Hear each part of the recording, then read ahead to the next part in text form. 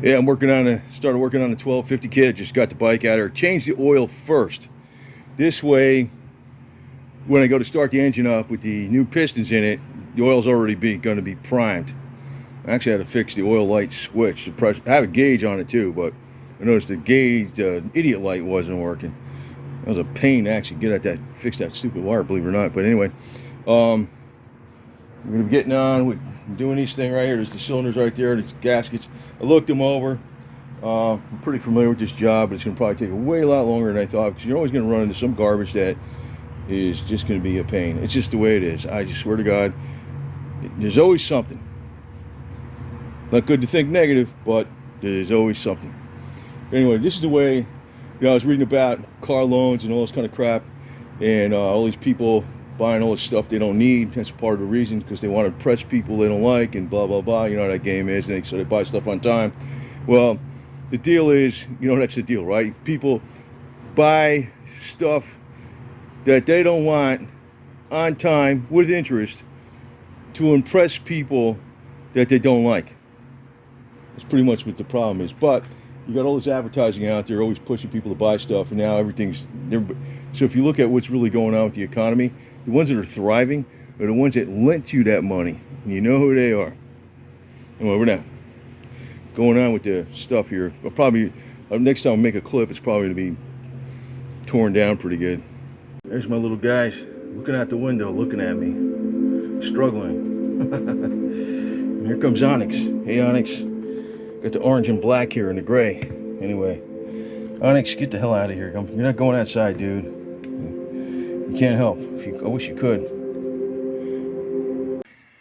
Okay, I got the bike taken apart, bagging everything.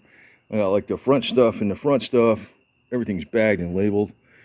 And I wanted to get the front cylinder off because that was the one I had issues with. I was hearing some noise from. And, the only thing I had to do was take off the rocker box here in the head. It's all, the motor mounts are off and all that. So here it confirms.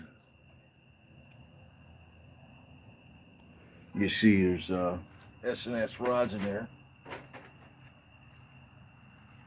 Right. They're coming in clear.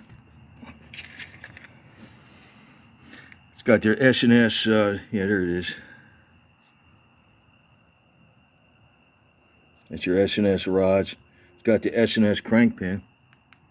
Then I was, now it doesn't have any up and down play, but I was checking it for side to side play. The front one will have more play than the rear. It's supposed to have a little bit of play.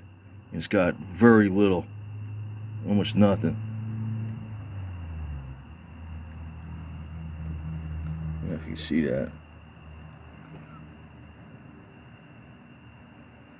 I'm moving it. It's like hardly nothing. I don't know if it's 1/16 of an inch, 1/8 of an inch, or something, under an 1/8 inch. The front rod's supposed to have a little more play than the rear because of the way it's designed with the fork. So now here's to confirm. Those are the Baisley valves. There's the big ones. So I'm gonna cover this thing up with plastic. This was an 883 originally, but it wasn't an 883. First thing that happened to it was the gas tank was changed in a couple months, 3.8 gallon. Then the Andrews cam went in the Dynajet.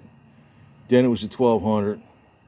Then it was a 1220 over with S&S bottom end and Baisley valves and RevTech springs and some other stuff, the head work.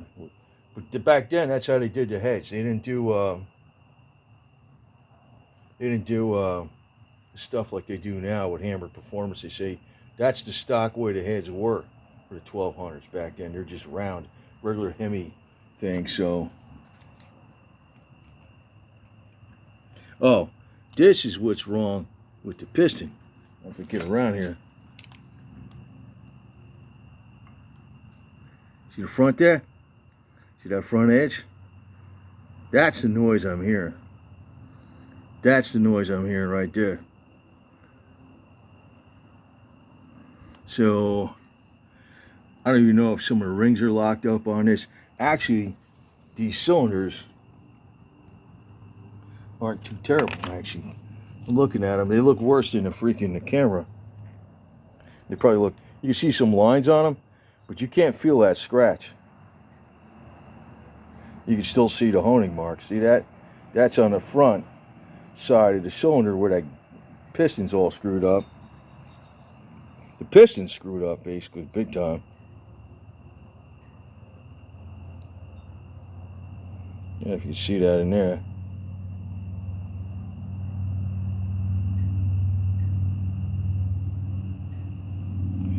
I don't know, maybe.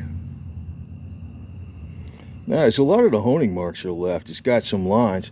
But somehow, this front piston, something happened with it here. It's got something up.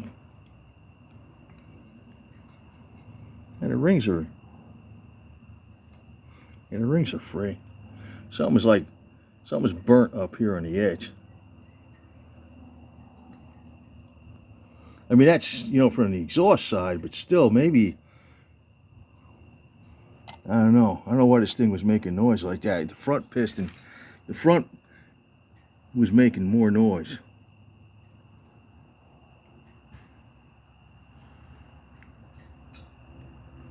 But anyway, I just think it overheated or some crap. I'm not even sure what happened to it, but these cylinders are still good, which is cool.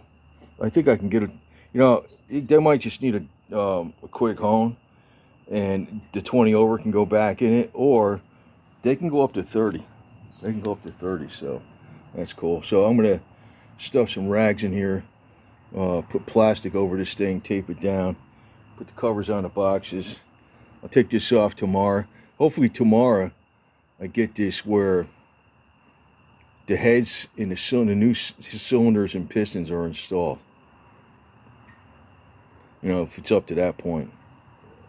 I don't need to rush.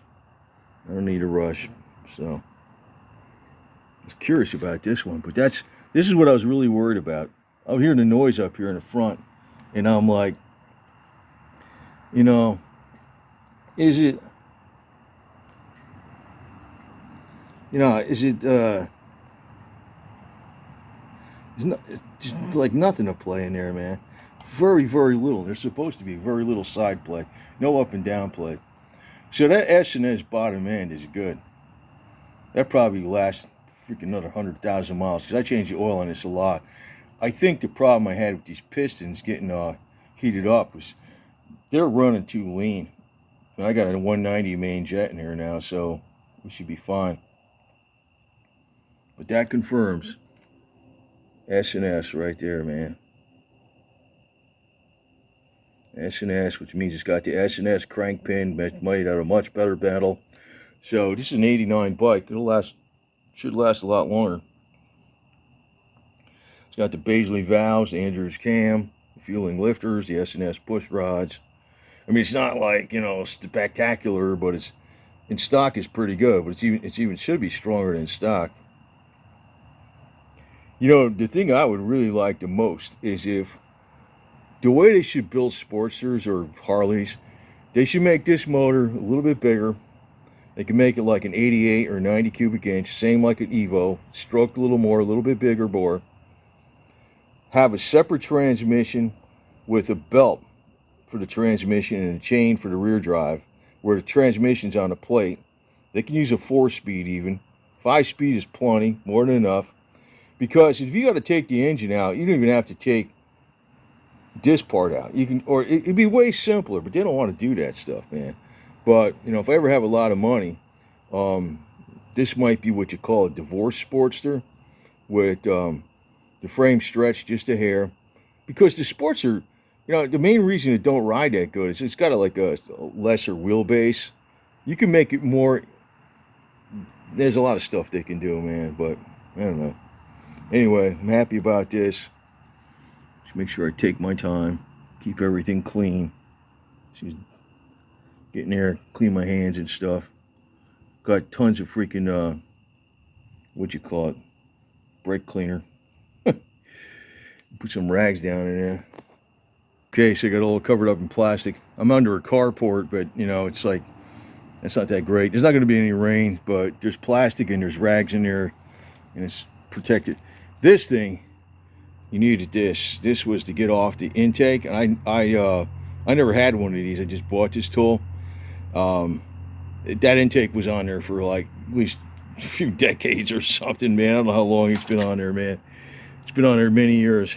And that thing was on there so bad. I was using a Creole on it and tapping it with a hammer and stuff, you know, like with the wood and the hammer, hardwood and the hammer, and just I don't know, finally went pop with vice grips on this thing. So this, I would recommend getting this. This is a tool for oil evolutions right here, intake. You got a side, get this side to break it loose, and then you got this side to like unscrew it, you know, because you can go on an angle with that.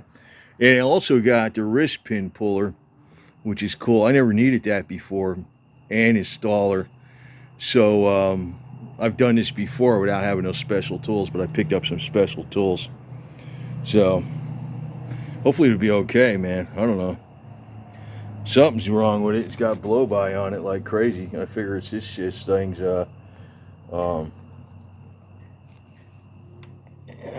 doesn't have that many miles on it, really, like 40,000 or something.